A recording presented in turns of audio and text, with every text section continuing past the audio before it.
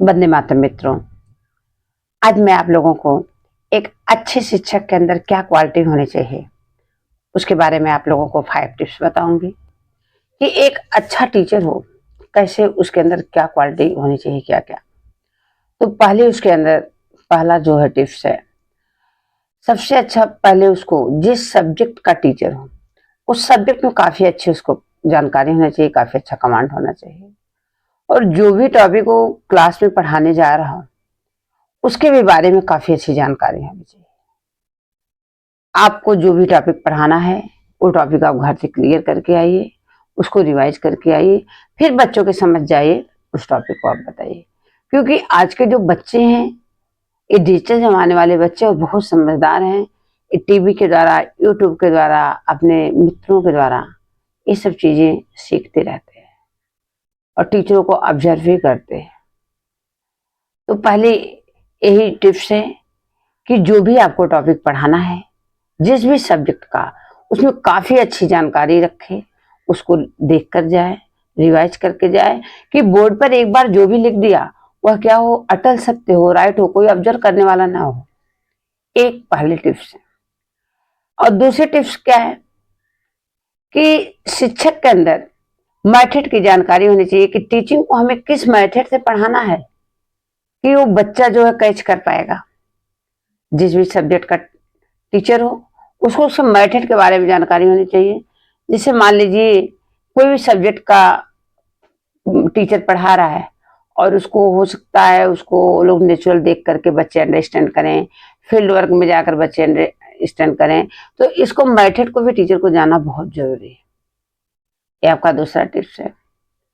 तीसरा टिप्स है कि आप जो है काफी अच्छा कमांड में बच्चे रहें। ऐसा नहीं कि आप पढ़ा रहे हो, कुछ बच्चे आपकी बात को ध्यान नहीं दे रहे हैं।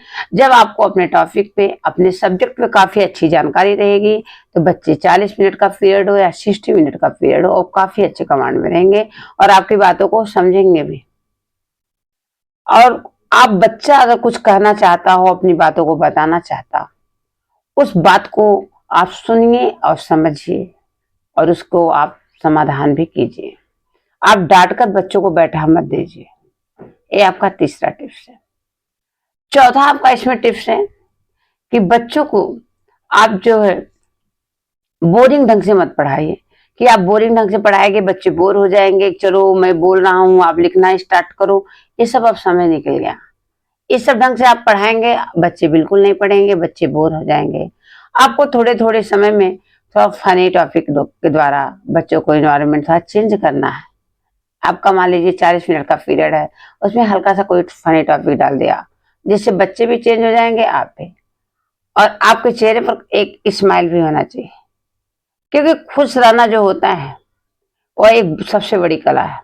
एक शिक्षक के जब चेहरे पर थोड़ी स्माइल रहेगी, उसको देखकर बच्चों के अंदर सकारात्मक विचार आएंगे। तो आप कभी भी गुस्से से क्लास में मत जाइए, अपने चेहरे पर हल्की सी मुस्कान को लेकर के क्लास में जाइए और बच्चों की बात को समझने की कोशिश आप कीजिए। ये आपका चौथा टिप्स हो गया।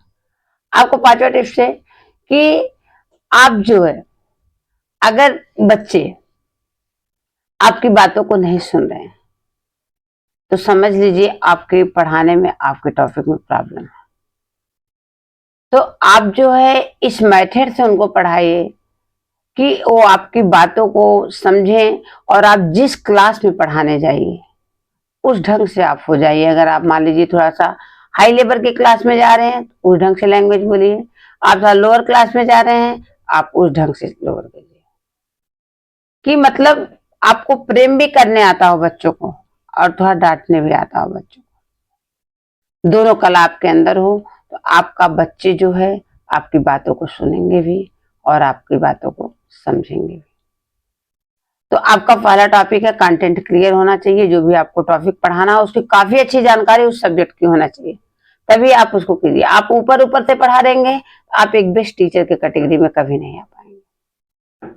आपका ये पहला टॉपिक। दूसरा है कि आपको मेथड क्लियर होना चाहिए, हमको किस मेथड से बच्चों को पढ़ाना है कि बच्चे ज्यादा अच्छा समझेंगे, और बच्चों की बातों को समझना चाहिए। अगर बच्चा कोई भी क्वेश्चन पूछ रहा है उसको आप समझिए और उसका आप समाधान करिए।